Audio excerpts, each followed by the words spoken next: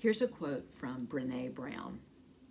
One day you will tell your story of how you overcame what you went through, and it will be someone else's survival guide. When I first read that quote, it felt like she was speaking to me directly. You see, Brené Brown and I have a history.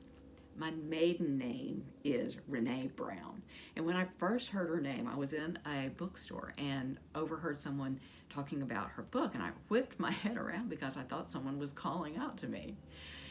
As she gained even more popularity, even our pastor would quote from her from the pulpit.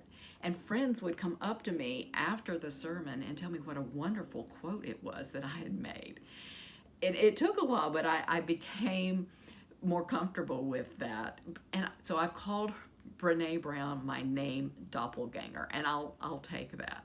Hello, I'm Renee Brown Harmon, and I'm the author of Surfing the Waves of Alzheimer's. It's the story of my husband Harvey and his time with younger onset Alzheimer's disease.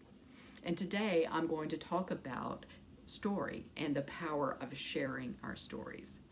When I wrote my book, I intended it to be helpful to other people on a similar path.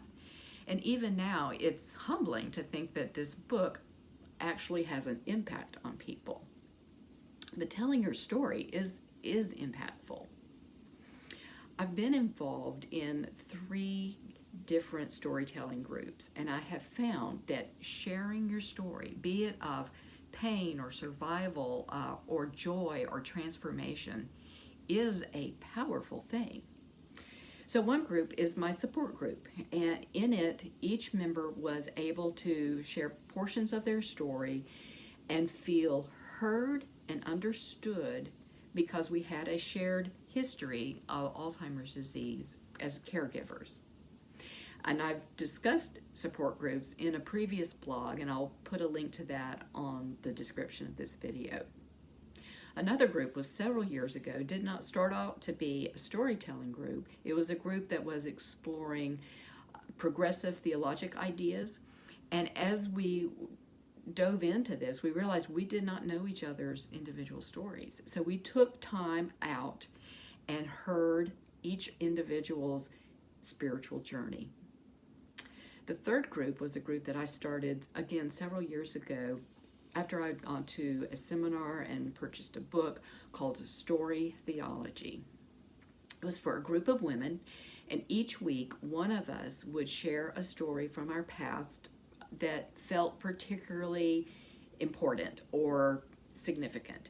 The story was not to be overtly religious or spiritual, but just something that felt like it had import and meaning.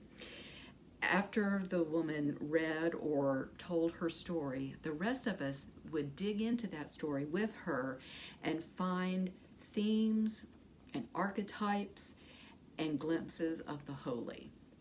Because our individual stories of our lives carry deep power and wonder. Brené Brown introduces the idea of vulnerability in her wildly popular TED Talk. And if you're not among the 15 million people who have viewed this TED Talk, I'll provide a link again in the description of this video. Among the benefits of vulnerability is the closeness that it brings.